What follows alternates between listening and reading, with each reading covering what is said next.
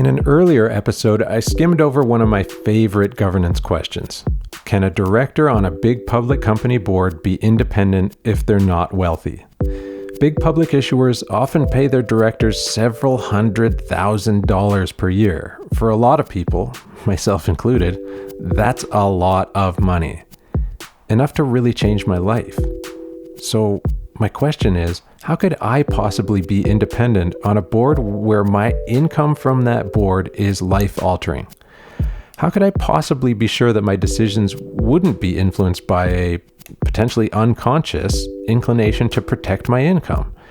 I recently asked this question of a panel of high-profile directors and compensation consultants, and they thought the answer was obvious. Of course there's no conflict of interest. We manage it by paying directors in deferred stock.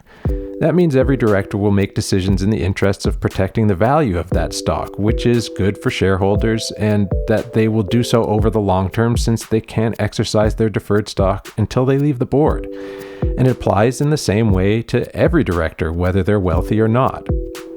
Personally, I don't buy any part of that argument, especially the part where it doesn't matter if you're wealthy. And I'm also suspicious of this idea that as long as directors' interests are aligned with shareholders, everything's going to be all right.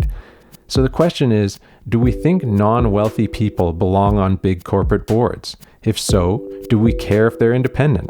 If so, how's your board going to explore this conundrum?